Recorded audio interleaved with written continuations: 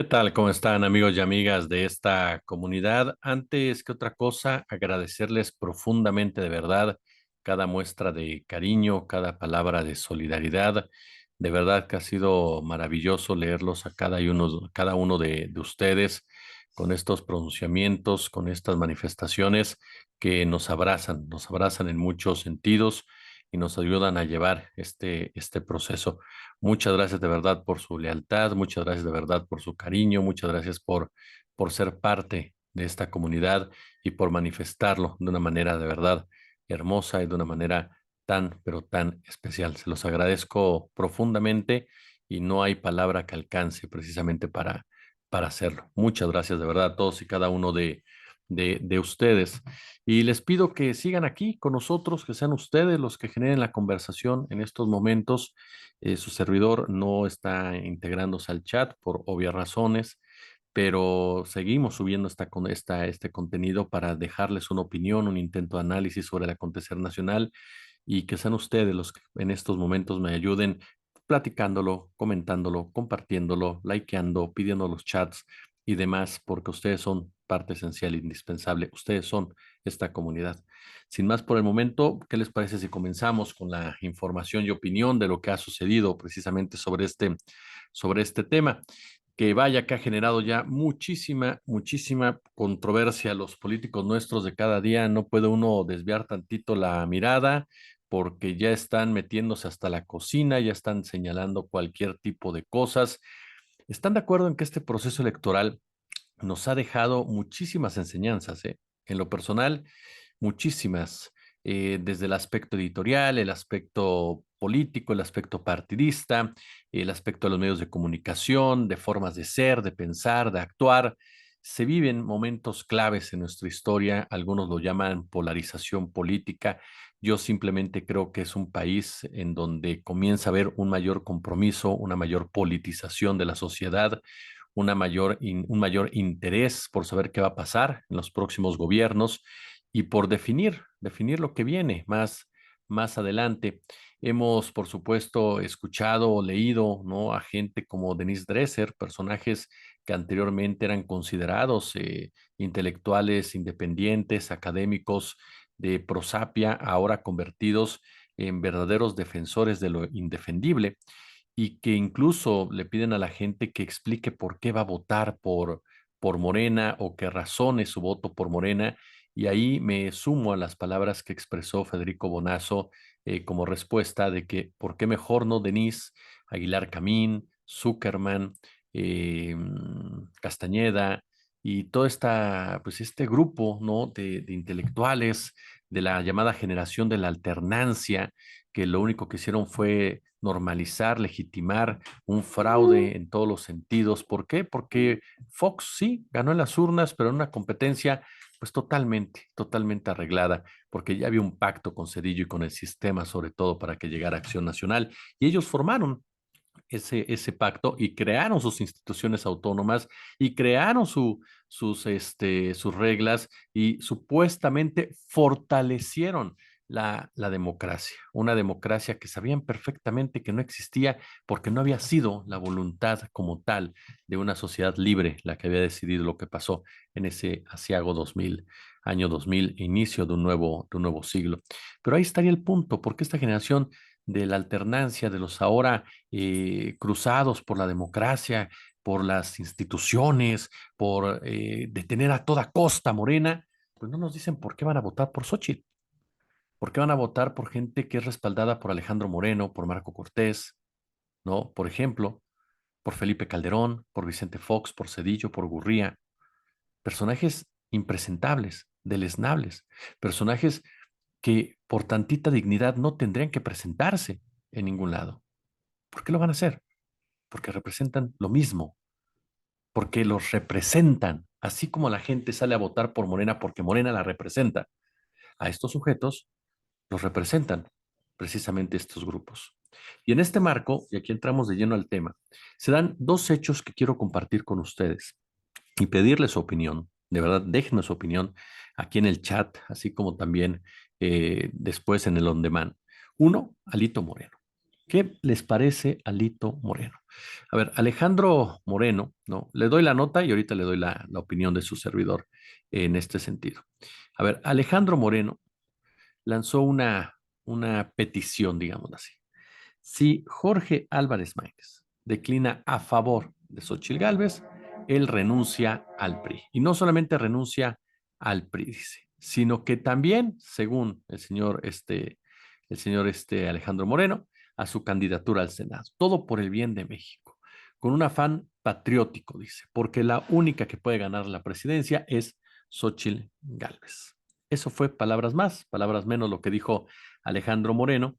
El fin de semana, ustedes vieron en este canal una entrevista con la coordinadora de la campaña presidencial de Álvarez Maínez, Laura Ballesteros, quien se quejaba de que la forma de negociar, ¿no? Del PRI, particularmente de Moreno, es golpear y luego pedirte que hagas algo por él.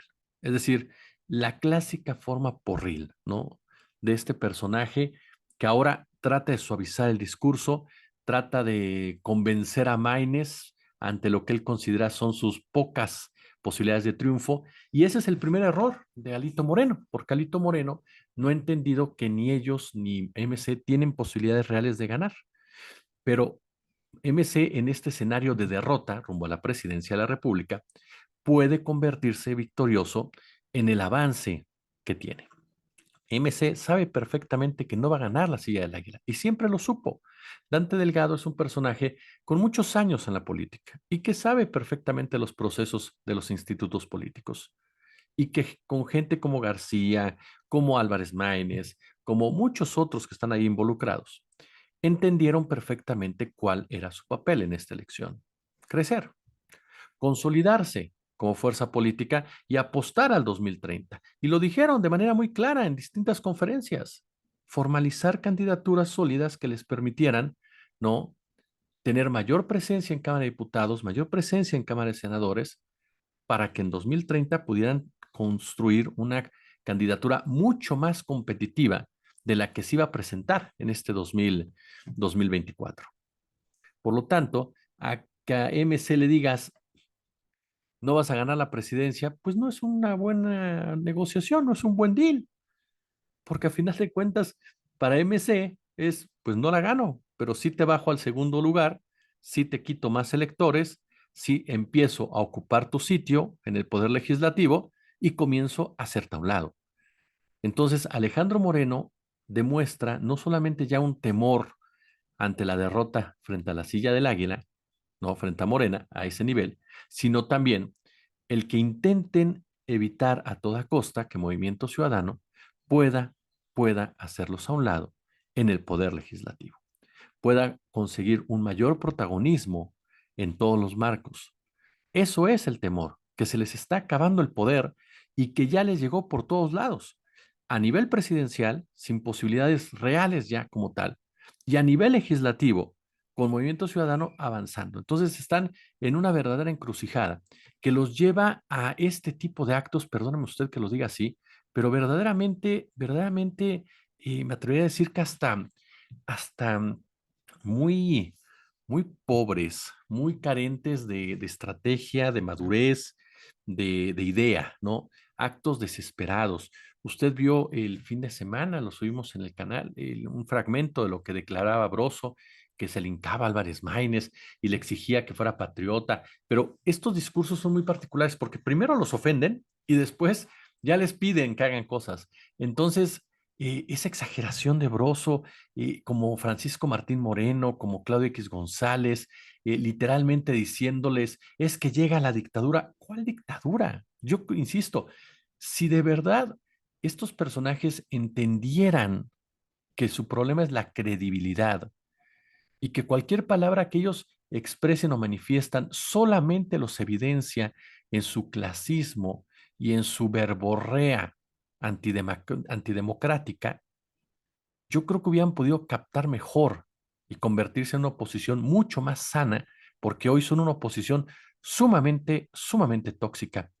Cuentan con un enorme desprestigio que han ido acumulando a través de estos años, basados, por supuesto, en la normalización del despojo, en la normalización de reformas a favor del empresariado, en una guerra constante a favor de los derechos laborales, en una guerra constante a favor de la precarización salarial, en una guerra constante a favor precisamente de hundir a los más pobres, de crear mayores asimetrías para que en una sociedad jerarquizada privara el discurso que más les convenía y que con ello pudieran seguir enriqueciéndose unos cuantos, matando de hambre a las mayorías.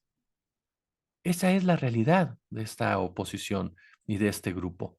Un grupo de sesudos comentaristas, sesudos analistas, sesudos líderes partidistas, quienes obviamente se han ido hundiendo en ese vacío que tienen en el cerebro, en ese cerebro vacío, en ese corazón egoísta, en esa actitud tan, pero, pero tan desapegada de la realidad, que los manda directamente al basurero de la historia.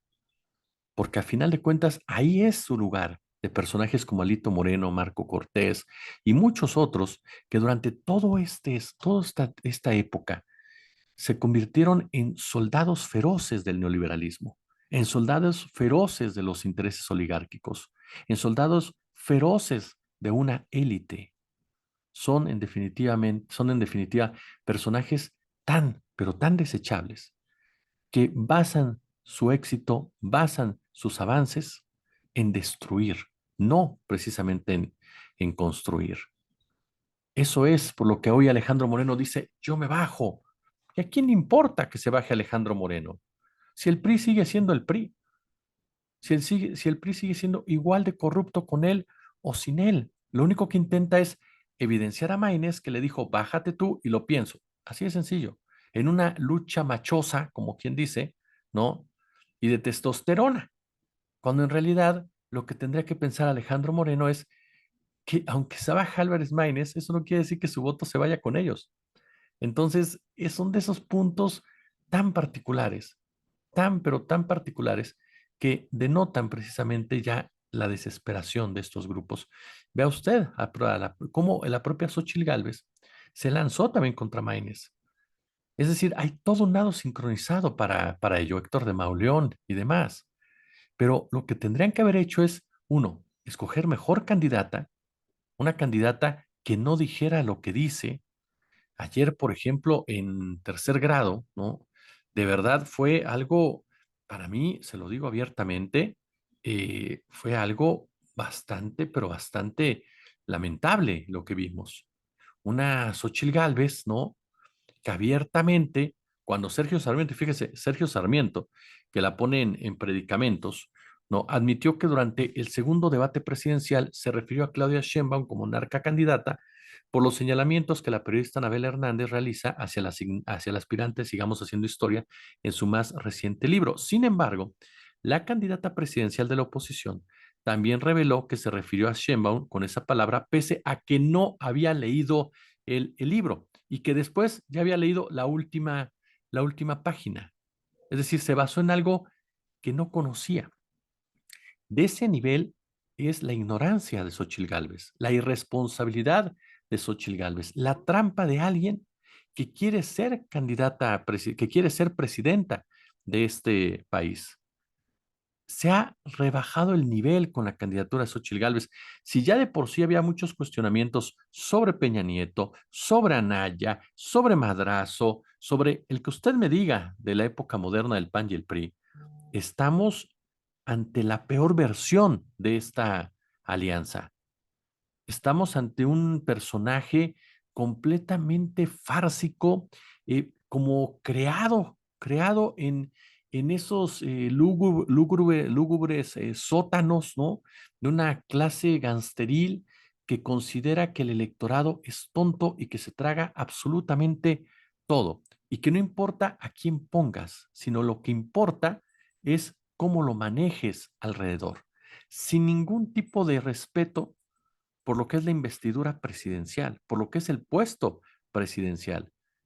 ¿Por qué razón? Porque para ellos, para el neoliberalismo, el presidente es un gerente y quien llegue es exactamente lo mismo. Por eso tanto coraje con el político tabasqueño, con Andrés Manuel López Obrador.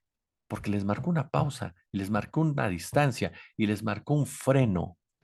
Y eso es algo que no perdonan. Pero desde ahí fue la estructura de una pésima candidatura, ¿no?